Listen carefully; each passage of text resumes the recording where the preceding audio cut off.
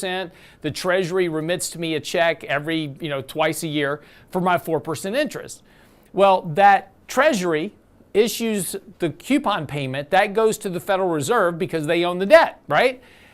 Now, at the end of the year, the Federal Reserve remits those interest payments back to the Treasury. So the Treasury has an interest expense on the books of sending out those interest payments. They then get revenue back from the Federal Reserve as the Federal Reserve remits those net profits back to the Treasury. So it's been an interesting loop because the Treasury for the last decade, because of basically zero interest rates, have been actually getting revenue from the Federal Reserve remitted back to them. And this is $30-40 billion a year, so it's not inconsequential. Here's the interesting problem that's now developed because of the increase in rates. There is now a deficit because the Federal Reserve has been shortening the duration and the maturities on their balance sheet. They are now having to remit out more money than they're actually bringing in. So there's a net deficit to this. And in order to do that, it requires more debt issuance. So as interest rates go up, that net deficit continues to increase, and this is now causing a problem because now we're having to issue more debt to cover that net differential in the interest payment. So again, this is going to, because the Federal Reserve is paying out interest on the overnight reserves held by banks. So all those reserves that we've been putting out for the banks over the course of the last decade, it's roughly about $500 million a year right now in terms of interest payments. It's increasing rapidly because of this. So now this net differential is requiring more debt to be issued. And this is going to become more problematic the further that interest rates continue to go up, just increasing the debt even more. So this is going to be one of the interesting problems that the Fed runs into with quantitative tightening, is now further increasing the deficit, increasing the debt run, which also impedes economic growth. It goes back to that deflationary cycle that we've been in. So again, just a very interesting problem that's showing up because of quantitative tightening, and again, doesn't really mean anything other than it's just now requiring more debt to be issued. But this morning, talking about inflation, of course, this is going to be the big thing. Expectations are right now that, again, inflation rate's going to come down to about 8.1% this morning.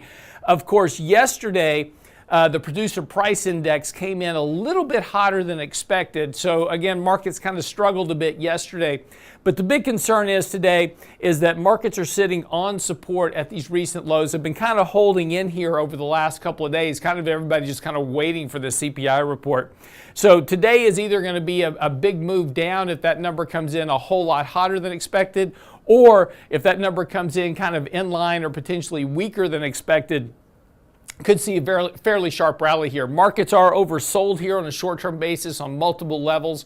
Again, under a lot of pressure here, a good bit of deviation away from the 50-day moving average. And again, as we've talked about before, these moving averages act like a magnet. So as the further that prices move away from those moving averages, the more that those prices want to move back towards, eventually want to move back towards those moving averages. So again, any bit of good news here could lead to a fairly strong rally. Again, lots of negative sentiment in the markets, lots of cash that has been raised, and again, a lot of mutual funds, pension funds really out of balance here going into the end of the year. So any type of good news here could certainly lead to a fairly strong counter-trend rally in the markets. But again, this is just something to pay attention to. Today could be fairly volatile. Again, I have no idea what these CPI numbers are going to look like. And it's interesting, nobody else does either. Out of the last 15 reports, economists have been wrong 13 times. So nobody knows what these numbers are going to look like. So we'll see what they come out with this morning. One thing is interesting, though, is that this is the last inflation report prior to the midterms. So before we get the next inflation report, we will already have the midterm elections behind us.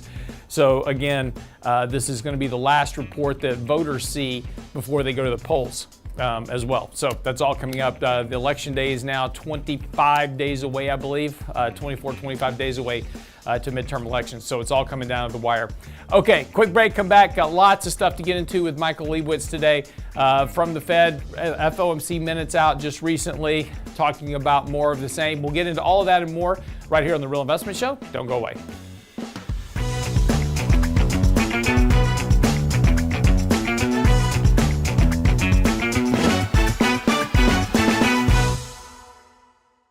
Get daily investment news you can use, delivered at the speed of the internet at realinvestmentadvice.com. Let's go, girls. What do women want when it comes to finances? Join Richard Rosso and Danny Ratliff for a special Ladies Edition Lunch and Learn What Women Need from Social Security. Thursday, October 20th at noon. Get the most out of your Social Security benefits. Register now at realinvestmentadvice.com for our next Ladies Lunch and Learn What Women Need from Social Security. Thursday, October 20th at noon with Ratliff and Rosso. realinvestmentadvice.com. Health and financial security touches everyone within your organization. Offering benefits for all doesn't need to be complicated. Hi, I'm Tom Allen, Senior Benefits Consultant at RIA Advisors. RIA Benefits provides independent expertise to find solutions that speak to the mission of your business, the culture you want to establish, and the budget you are able to work within. Book a free consultation with me at realinvestmentadvice.com/retirement, and we'll find a solution that takes care of your most important asset, your people. realinvestmentadvice.com/retirement, realinvestmentadvice.com. Hi, Lance Roberts here. If you're like most people, your 401k plan represents the bulk of your retirement assets, and unfortunately for many, managing your 401k plan can be difficult. There's so many choices, so many things to consider. With just a quick email, a couple of questions, you can put RIA Advisors to work for you managing your 401k plan. Get started right now at the website, realinvestmentadvice.com, or simply call our toll-free number, 855-RIA-PLAN, or again, simply online at realinvestmentadvice.com. And now, another page from the Real Investment Advisors Investing Manifesto. Bulls win in bull markets. Bears win in bear markets. Eagles soar above and take advantage of opportunity. Let us help you soar as you reach your financial goals with RIA Advisors. Neither bull nor bear. RIA Advisors, 281-501-1791 or online at realinvestmentadvice.com. The Real Investment Show.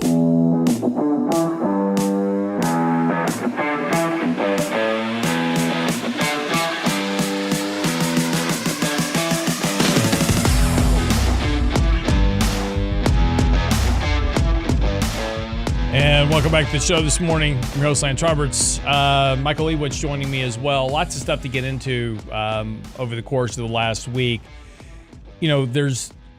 We've talked about before about the risk of financial instability. And recently the FOMC minutes came out and basically said that the risk was doing too little versus doing too much, right? And so the Fed still remains focused on this inflation issue, is that if they don't quell inflation, then that's going to be the bigger problem. But of course, the reality is that as soon as financial instability becomes a problem, that's a much worse problem economically, socially, et cetera, than inflation, right? So when you start losing your house because of bank defaults, et cetera, that becomes a much bigger issue than inflation. So, one of the things that Mike and I have both been watching fairly closely is looking for signs of financial instability risk, and they're finally starting to show up here a little bit. Credit risk spreads are starting to show up, starting to rise here a bit.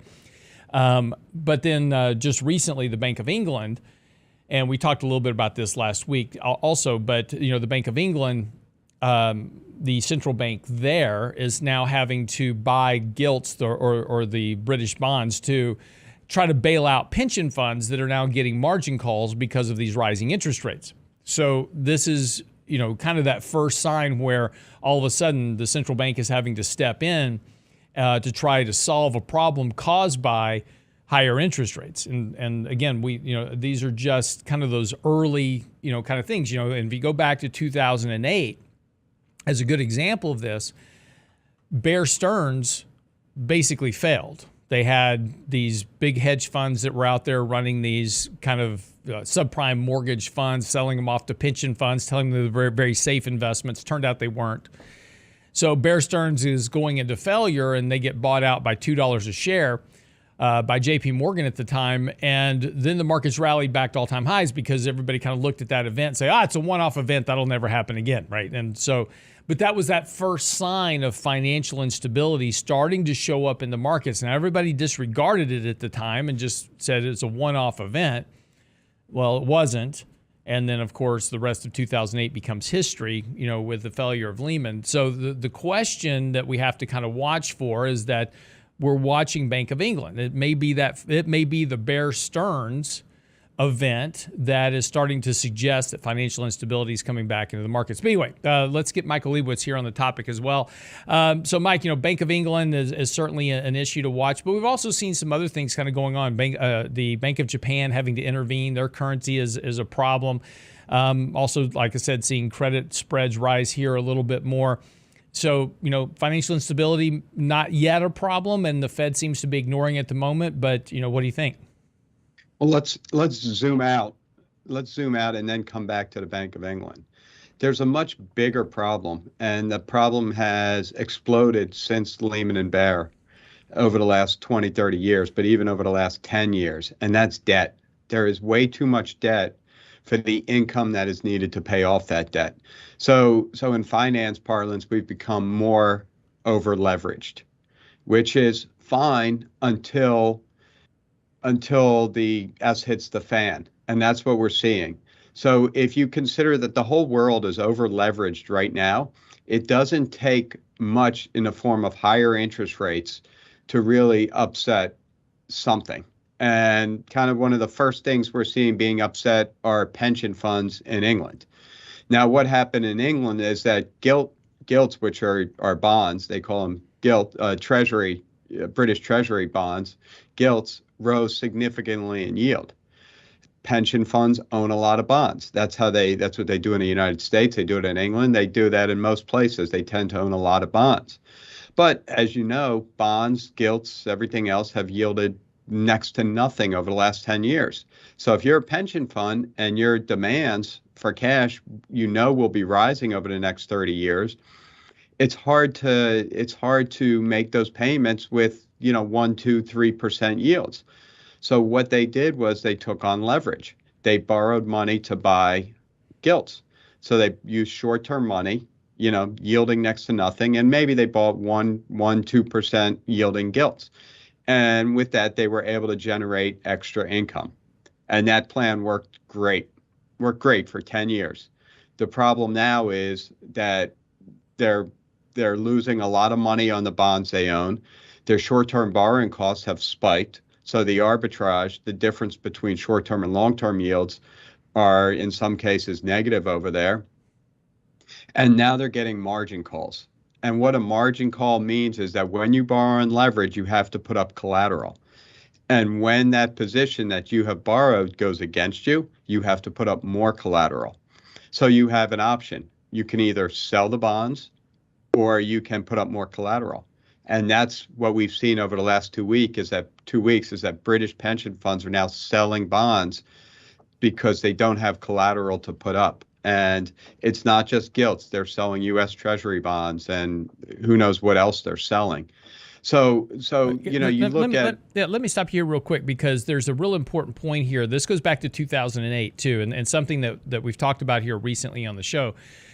But there's an important point here that we need to go back to, because of what's happened over the last decade, which is that, these pension funds and these big major Wall Street banks, et cetera, and this is, and we talked about this in relation to 2008, the subprime mortgage crisis, is that, everybody had these models, right? And these models said that in the last 1,000 years or 100 years or whatever, length of data they had, prices never did this or yields never did that or whatever, right? So, they built these models that said, okay, we can issue these debt structures at these rates. And as long as volatility of interest rates don't reach this level or as long as something else doesn't occur to this level, these will all pay off. It'll all be fine.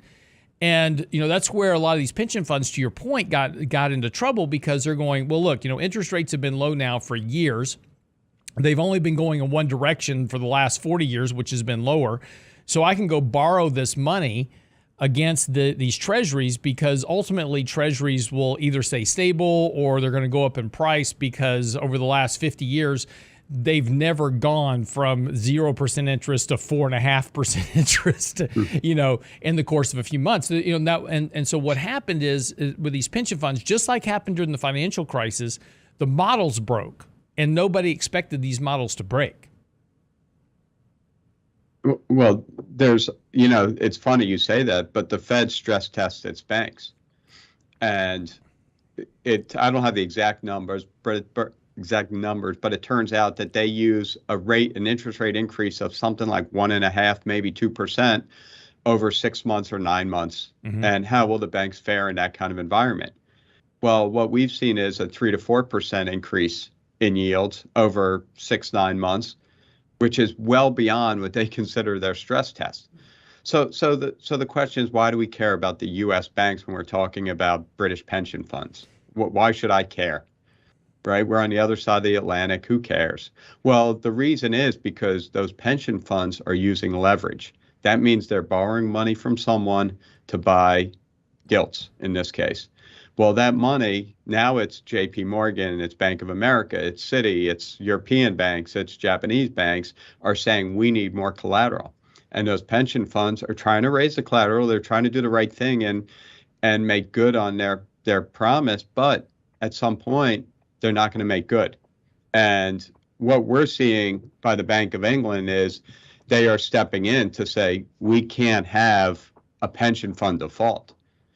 We can't have the pension fund default. And if you're the Fed or the other central banks, you're saying, we can't have a pension fund default because we don't know what that means for our banks. Right. And you got a whole domino effect.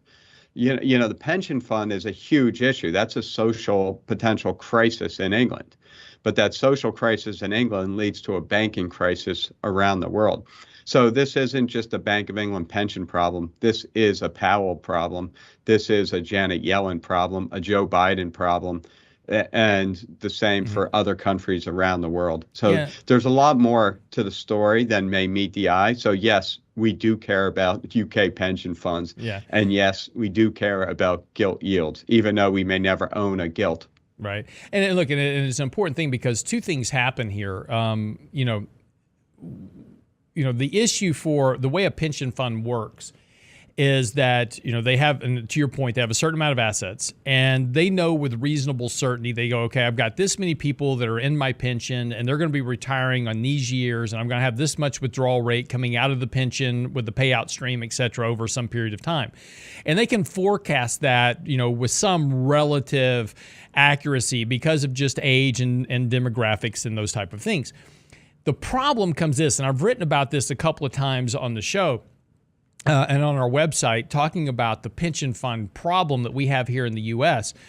We have a huge underfunded pension problem in the U.S. And the real issue comes, and these pension funds are huge, by the way. These are billions upon billions upon billions of dollars in these pension funds. The problem comes when this occurs. There's a bunch of people that are real close to retirement or maybe in retirement but still working, so they're not drawing on their pension fund yet. But as soon as the cracks appear and they become concerned that pension fund is not going to be able to make good on their pension payments, the first thing they're going to do is retire and start drawing on that pension. And this is kind of like a run on the bank. All of a sudden, those models that the pension fund had saying, okay, I've got this much in assets, I've got this much in leverage, and as long as nothing happens, I can make these payments over this period of time. Well, all of a sudden, all those payments get front-loaded. And they have to start trying to meet those payments in a much more rapid schedule than they did before. And that underfunded status problem becomes a major unfunded status problem. And this is going to be one of the real risks here, is that if you start getting a contagion in just the idea that pension funds may become insolvent, it could cause the insolvency to occur. It's almost the same thing with a recession, right? Everybody thinks a recession's coming, so they stop spending, which causes a recession, right? So that's one of the big risks that Mike's talking about, and I think he's absolutely right. We'll come back after the break, pick up with talking about why experience in times like these matter, and we'll talk about that when we come back from the break. Don't go away.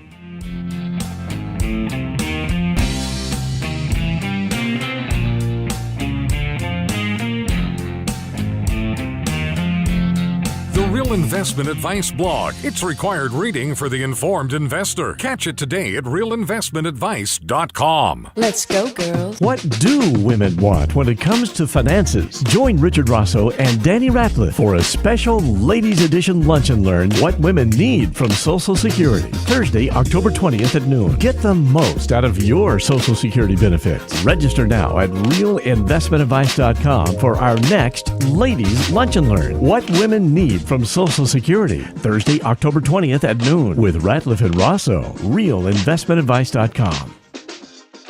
Health and financial security touches everyone within your organization. Offering benefits for all doesn't need to be complicated. Hi, I'm Tom Allen, Senior Benefits Consultant at RIA Advisors. RIA Benefits provides independent expertise to find solutions that speak to the mission of your business, the culture you want to establish, and the budget you are able to work within. Book a free consultation with me at realinvestmentadvice.com/retirement, and we'll find a solution that takes care of your most important asset, your people. realinvestmentadvice.com/retirement, realinvestmentadvice.com.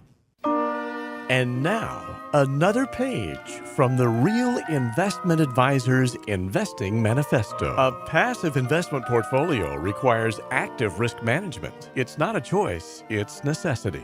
Diversification doesn't protect against risk of loss. Let us actively help you reach your financial goals with RIA Advisors. Neither bull nor bear. RIA Advisors, 281-501-1791 or online at realinvestmentadvice.com. Can't catch the whole show now? Listen to our podcast later at realinvestmentadvice.com. That Botox party will be full this weekend. My wife said the same thing. Man, I mean, what a business. We're in the wrong industry. Oh, yeah. I think there's like 50 women over there. Oh, yeah. No, Botox parties are huge. My wife has a Botox party about once every 6 months. Yeah. Everybody shows up at the house, and it's wine and cheese and sticking each other in the face, right? The Real Investment Show podcast. Same show, your schedule. Beauty is pain, as my wife says. At realinvestmentadvice.com. Anyone can sell you insurance, and they'll gladly take your premium dollars. The RIA Insurance Agency can provide you with insurance solutions tailor-made for your needs and lifestyle. Because everyone's assets are different, let RIA Insurance review what you need to protect and how. We won't sell you insurance, but what you need will be a matter of policy. RIA Insurance Agency. 888-915-0780. 888-915-0780. RealInvestmentAdvice.com. Click on the insurance tab.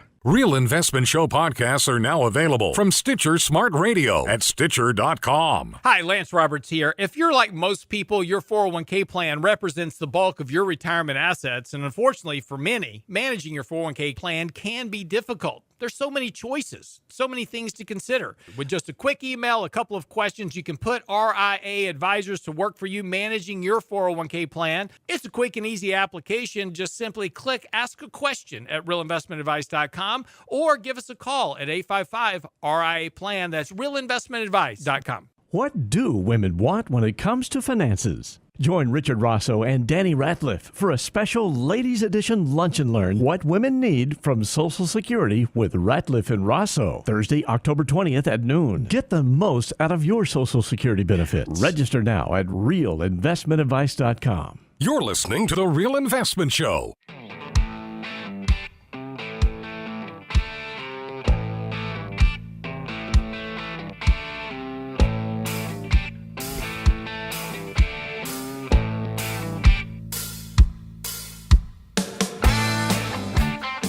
So, poor Boeing. You know, Boeing has just had a literal mess with their planes. The 737 MAX, of course, they had that whole issue, you know, with that plane getting investigation, having to ground it for years.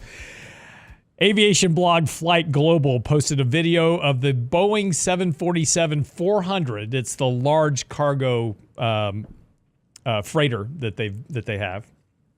And it's known as the Dreamlifter, right? Because obviously we need bigger cargo planes because we all want more crap, right, delivered to us overnight. So if you want it overnight, you need a bigger plane to get all those boxes on there to get them to you. So anyway, they did the flight for it. It's known as the Dreamlifter, and right on takeoff, the landing gear falls off. So you know, just. You know, just one of those things like, man, come on, Boeing, get it together. I wouldn't mind owning your stock if you would stop screwing stuff up. It wouldn't be a bad thing. Anyway, just can't make this stuff up. Anyway, you know, here we are in an environment, and I think it's interesting. I've been reading, I read a lot of blogs every day, blogs, posts, articles, you name it, because I'm always looking for stuff to either write about or discuss here on the show. So, I do a lot of reading. And what's interesting is there are a lot of people writing articles and blogs right now that have never seen a bear market, right? And that's, this goes with a lot of journalists out there. They're young. A lot of these journalists are fairly young, right? When we were in 2008, they were still in high school in a lot of cases. So they haven't actually seen and been through a bear market. So they're writing these articles, and plus they don't manage money. They're journalists, right? So they're writing articles about the markets and investing and these type of things, but they actually don't manage money. They don't run portfolios. So they haven't been just quote unquote, they haven't been in the trenches, right? And have been through a period like this. But conversely, there's also a lot of financial experts in the media that have also never seen a bear market and that have never really kind of been through one. And the reason that I bring this up is that, and we've written about this before, is that when you go through a real bear market, and look, I'm going to argue with you right now that, look, this market sucked this year. So far, it's not really a bear market. And we talked about this yesterday on the show. We're still within a bullish uptrend in the market since 2009. We haven't really broken down. The market's down 23, 24% this year. It feels terrible, right? But you go back to 2008 as an example, or the dot-com crash back in 2000. Those were bear markets. Companies are going belly up. WorldCom, Global Crossing. You've seen a lot of people won't even remember these companies that I'm talking about. Mike will, because he was around. But there's a lot of people. Yeah. But most people don't remember Enron, right? That's a faded memory, right? I was on the radio in 2000 when Enron was going to dust. And we were talking about the people, walking out of the building with boxes in their hands, right? And, WorldCom, Global Crossing, Lucent Technologies, all these companies failed, and they went out of business. Markets were down 30, 40, 50%. Now that's a bear market. 2008, people are losing their houses, their jobs, their livelihoods. The markets are down 40, 50%. That's a bear market. We're having a correction, ladies and gentlemen. We're down about 23, 24% for this year. It's been very normal in terms of volatility. We've not had any big spikes in volatility at this point. Won't say we won't, but so far, this has been a fairly orderly correction in the markets.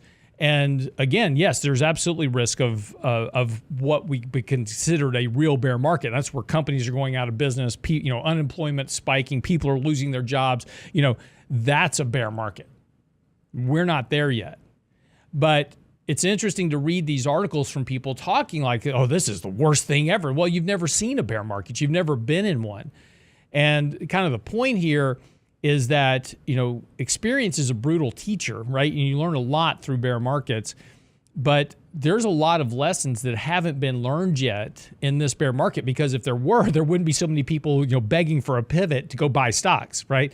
In bear markets, nobody wants to own anything. And this is why, Mike, I wanted to talk a little bit this morning with you about kind of experience, and you've been through these before just like me, and there's a big difference between what's going on right now and a real bear market. Yeah, and Lance, it's not just bear markets, but it's shocking markets, right? The long-term capital crisis, what was going on with Europe, with Spain and Greece potentially defaulting. I mean, there's other events, long-term, the Asian crisis. We were talking about this yesterday, and I told you this would be a good topic because we're old men and we've seen a lot of both. We've seen bear markets, but we've also seen shocking markets. And I was kind of thinking about it. I'm 6 months onto my first job in 91. And I was a trading assistant on a bond trading desk. And this was a room that was long and rectangular and enclosed. And the traders could smoke, and we had to wear a suit and tie and jacket all the time. So it's almost like a boxing arena with smoke everywhere, and in hindsight, a disgusting atmosphere. But it was amazing to me right out of college. And on every desk are about 20 or 30 of these little TV screens, monitors that are just green and black. The writing's all in green and with a black background. So you can envision this environment. And I'm 21, 22, 23, whatever I was. And it's like 6 o'clock at night, and there's only a few of us there, 7 o'clock, whatever it was. And we learned that Bush was invading Iraq. And we look at the screens, and again, I'm brand new to this game. We're trading bonds. Bonds are pretty boring so far. I didn't know what a bond was. I was, a year out of college. Yeah. And all of a sudden, in the futures market, stocks are limit down, bonds are limit up, oil and gold are limit up. And it was amazing to me. And I'm asking some of the more experienced guys around me, like, what's going on?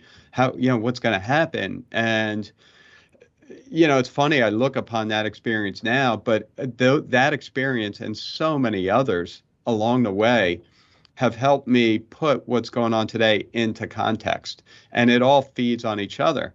And, Lance and I work with a great kid, Nick. Nick is, what would you say, 25, 26? Yeah, he's a baby. This is his first crisis. Yeah. I guess pandemic was. This is kind of the follow-up.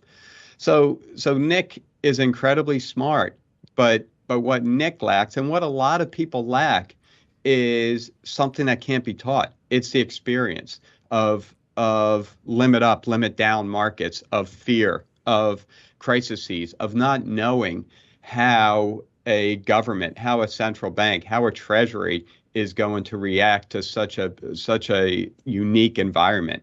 And every one of these crises are unique.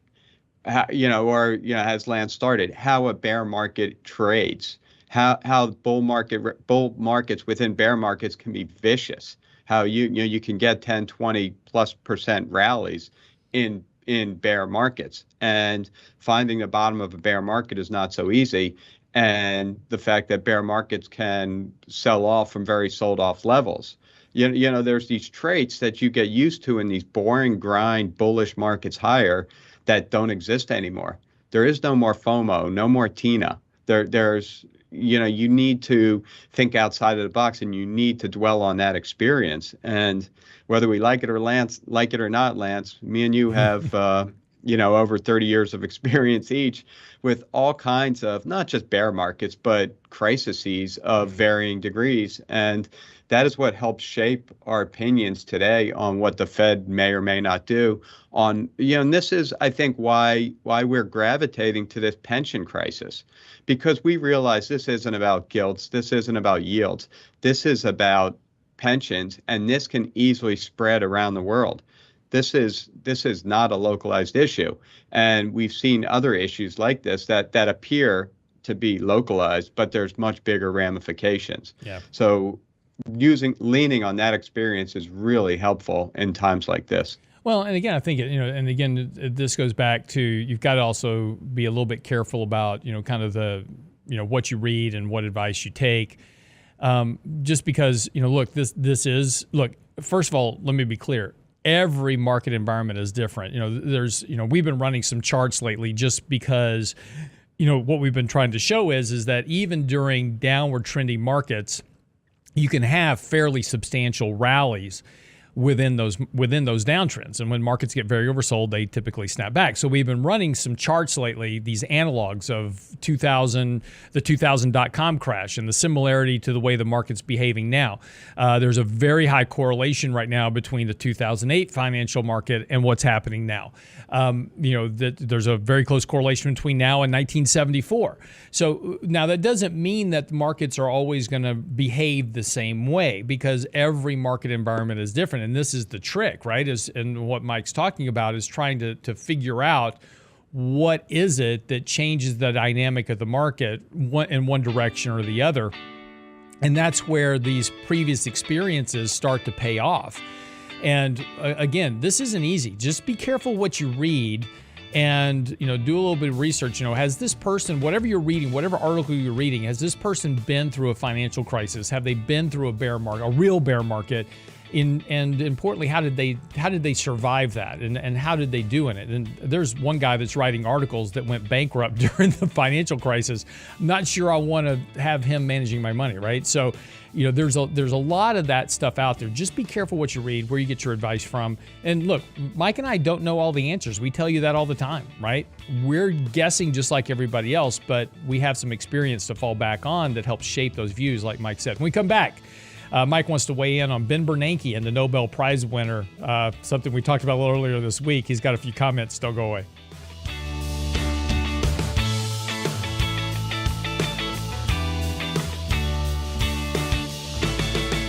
Get daily investment news you can use, delivered at the speed of the internet at realinvestmentadvice.com. Let's go, girls. What do women want when it comes to finances? Join Richard Rosso and Danny Ratliff for a special Ladies Edition Lunch and Learn What Women Need from Social Security. Thursday, October 20th at noon. Get the most out of your Social Security benefits. Register now at realinvestmentadvice.com for our next Ladies Lunch and Learn What Women Need from Social Security.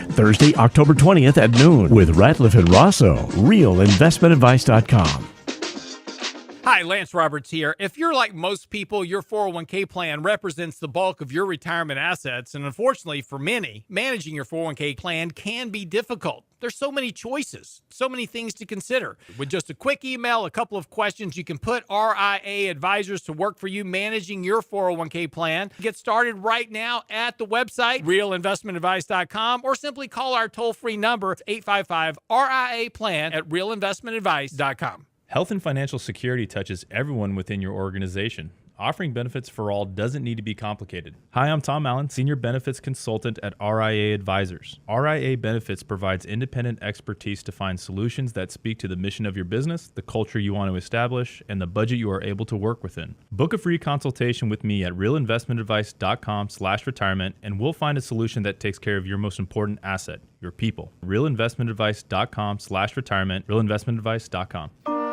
And now, another page from the Real Investment Advisors Investing Manifesto. Manage risk and volatility rather than trying to manage gains. You don't have to be right all the time. Long-term investing success is a 70% gain. Let us help you reach your financial goals with RIA Advisors. Neither bull nor bear. RIA Advisors, 281-501-1791 or online at realinvestmentadvice.com. The Real Investment Show.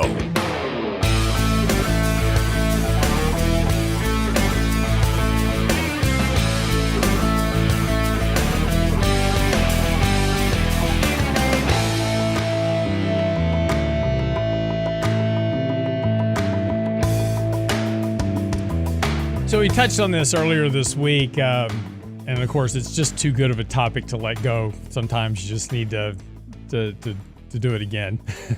But we talked about Ben Bernanke, of course. He and two other gentlemen won the Nobel Prize for economic research. And of course, Ben Bernanke credited with his research of the banking system during the Depression, and which formulated his process for bailing out the banks in 2009, 10, 11, 12, so forth and so on. Multiple rounds of QE, etc. So again, it's interesting what the Nobel Prize Academy said is that they are giving him the prize because of his knowledge and his actions to bail out the banking system, saving the entire world from a financial collapse.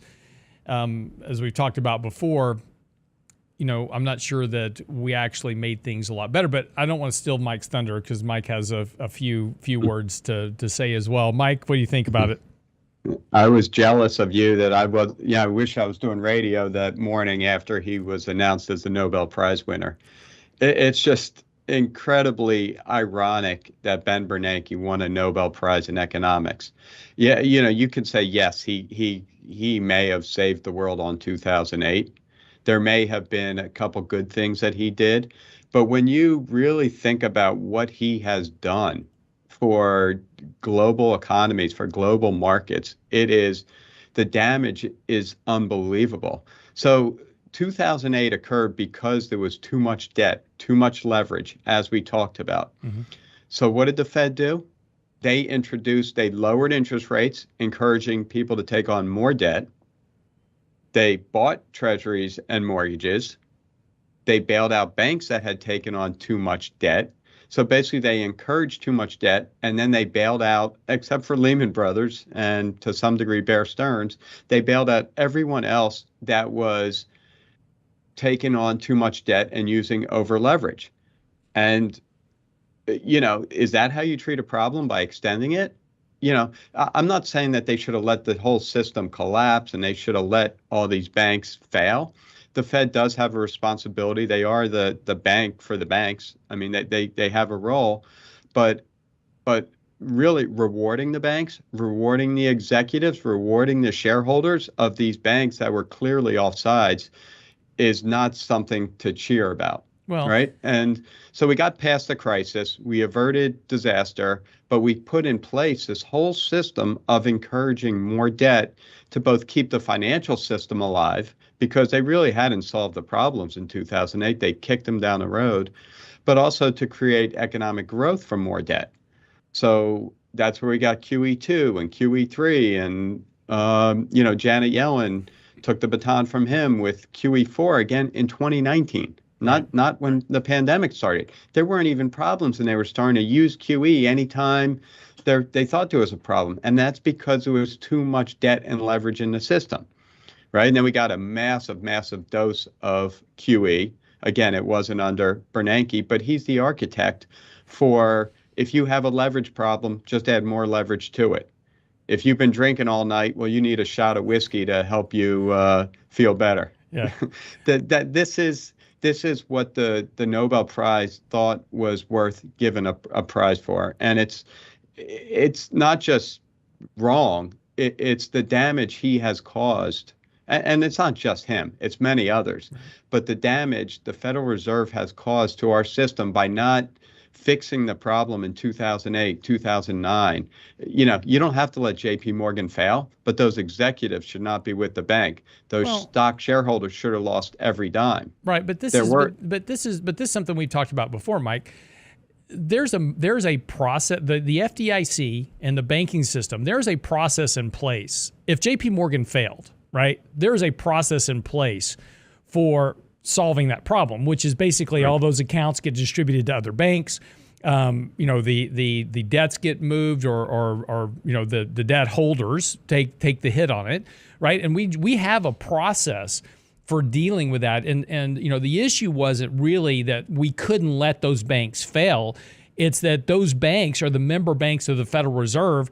They were sitting in the room with the Secretary of the Treasury at the time and Ben Bernanke going, you can't let us fail. You've got to bail us out.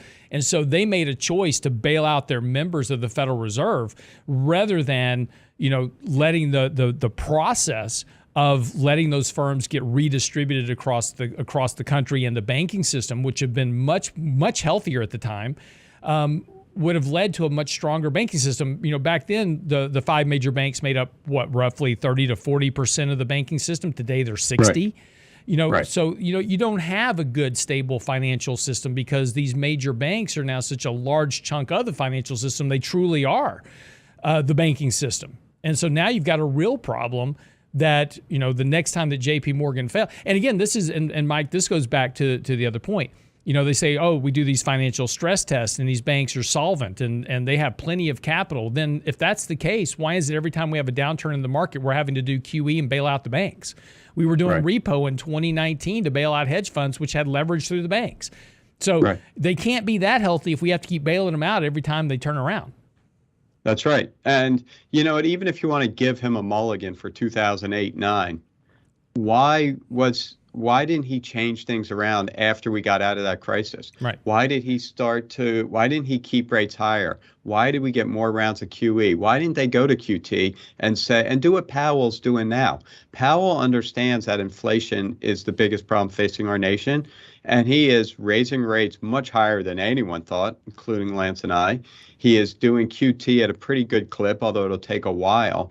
That should have been done in 2011, 2012 for the last 10 years so that the leverage in this country, the leverage in the financial system is not what it is today. the pension funds in the UK would not have the problems they have today. Now, it would have been a slower economy. It would have been a stock market at lower levels. There would have been a cost, but that cost of kicking the can down the road really caught up with us during the pandemic. And now, because we decided to give the can one more big kick, it's, that kick only lasted a year or two, and now it's catching up with us again in the form of inflation and higher yields and weaker stock prices and the potential for pension funds. Pension funds should never default. This is the backstop for so many different, so many workers that have worked so long in their lives. So you've just kicked the can. He's the architect of kicking the can, and he gets a Nobel Prize. Mm-hmm. It's truly unbelievable to me, Lance, that the people that give that prize it shows they don't have an understanding of the financial system, of the economic system, at least of the United States, and how he has unfortunately distorted it. Right. Even worse than it was before he took office, and laid down the plans, handed those plans over to Yellen and to some degree Powell. Right. Well, no, and it's true. And look, and since then, what have we gotten out of this is, like I said, the five major banks now make up, 65% of the entire, financial banking system. Right. Wealth inequality has become a major problem. Stock buybacks have now accounted for roughly 40% of the gains in the stock market because of zero interest rates. We just distorted so much of the financial system now because of those actions, because of quantitative easing, because of zero interest rates being in place for way too long. We've distorted the entire financial system. And to your point, Powell's trying to, do the right thing here and to some degree by fighting inflation. But the risk he runs is lighting the fuse on that massive mountain of debt, which is now substantially greater than it was in 2008. So if you thought the debt risk was bad back in 2008, you talk about corporate debt. We've talked about zombie companies that have to have low rates to refinance debt to stay in business. That's 25% of the Russell 2000 right there. There's a tremendous risk of bankruptcies and defaults coming down the pipeline if the Fed keeps hiking rates here. And the housing market is going to collapse. There's 7% mortgages. Yeah. Who can afford to buy a house other than people with cash, which is just the very upper end of the economy? So, Powell's, it's easy to say Powell's just fighting inflation. Once he fights inflation, it's over. Powell's fighting 20 years of negligence. That's what Powell's fighting. And that negligence was in part because of things Ben Bernanke did during the crisis, even before the crisis, and after the crisis. Ben Bernanke didn't know the 2008 crisis was happening even in March. Yeah. He just said, don't worry, it's just subprime. He didn't understand all the derivatives that were built on subprime, all the linkages between these banks and the bets that they were making. Yeah, let me give you a quote real quick, because this is July of 2007. He says, the global economy continues to be strong, supported by solid economic growth abroad. Overall, the U.S. economy seems likely to expand in the second half of 2007, with growth then strengthening a bit in 2008 to a rate close to the economy's underlying trend. So even in 2007, he's predicting that everything is on an upward trajectory for the economy. And again, subprime, not a problem. Subprime's contained. Yeah. I mean, it's sad, but I think what it really speaks to is the lack of knowledge that most people have, not just the people that give out the Nobel Prize, but I think most people in the media, most investment advisors, most economists, they don't truly appreciate the game that's been played for the last 20 years, the debt that's in society, and the debts that ultimately have to be paid, and ultimately productivity and income to pay off those debts. Absolutely. All right, Mike, thanks so much. That wraps up the show for today. It is the Real Investment Show right here at realinvestmentadvice.com. Get by the website, get our latest blog post, Michael's article, out on the website now. Stocks versus bonds. What's a better choice for you as we head into the new year? That's on the website now, realinvestmentadvice.com. Of course, while you're there, also get our newsletter and subscribe for our daily market commentary. It comes out every day at 7:30. 3 minutes on markets and money is coming up, and the CPI report out at 7:30. We'll talk about what happens with the markets after that. See you then.